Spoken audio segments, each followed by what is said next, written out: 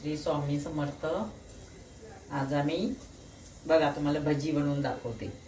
हा आहे कांदा आणि हे मीठ आहे आणि लाल तिखट थोडंसं घालणार आहे आणि हा थोडासा चिमूटभर सोडा आणि हे चण्याचं पीठ बघा. आणि एकदमच करून ठेवतो. 2 किलो डाळ आणून भाजून थोडीशी चक्कीवरून दळून आणतो. थोडंसं हे घालतो.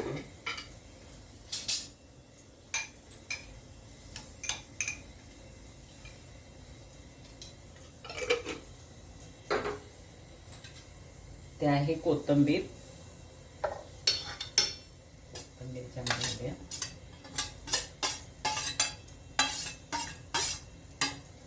त्यामध्ये थोडीशी हळद थोडीशी घालायची. आता ते काळे होतात भजी. थोडासा ओवा नाही हा जिरं, थोडंसं जिरं नावाला थोडंसं आणि आहे ओवा थोडासा, जास्त नाही थोडासा ओवा. आता मी घालते मीठ. अंदाजानं घालते. आपल्या अंदाजाप्रमाणे घालू शकता. थोडं मीठ, थोडंसं जास्त नाही, थोडंसं लाल तिखट म्हणजे आपल्या आवडीप्रमाणे तिखट पाहिजे तिखट. आता मी याच्यामध्ये घालणार आहे, इथे पाणी घेतलेलं आहे आणि मी आता इथे घालते बघा 1 चमचा 2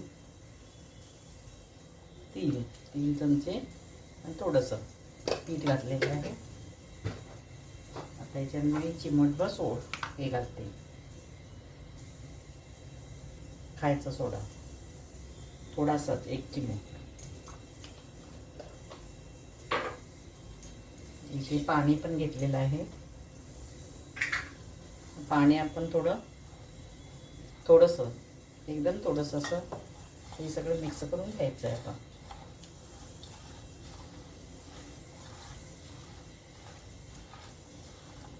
जास्त पाणी नाही घालायचं आहे.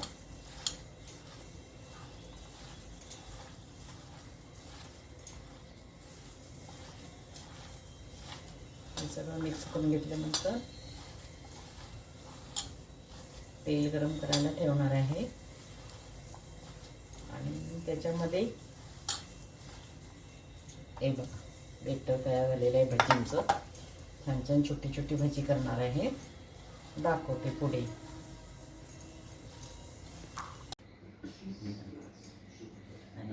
तेल तापलेलं आहे. आता तेल तापत ठेवले तर आता पीठ हे बघा मस्त छान झालेलं आहे पीठ. तर याच्यामध्ये मी आता सोडते भजी छोटी छोटी. जेवते वेळी गरमागरम खायला बरी. तेल तापलंय चांगलं.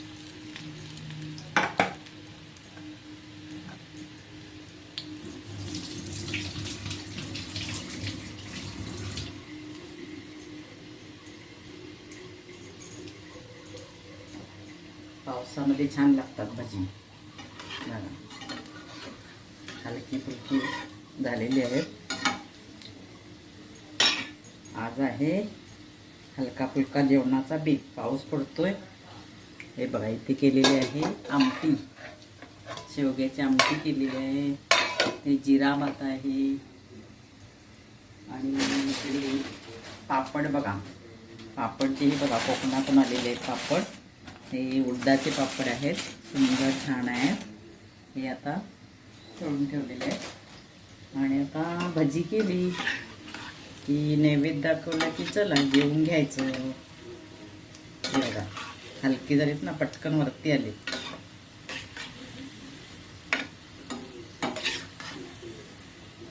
मला काढून दाखवते. तुम्ही पण करून बघा. थंडी पावसामध्ये छान वाटतात खायला.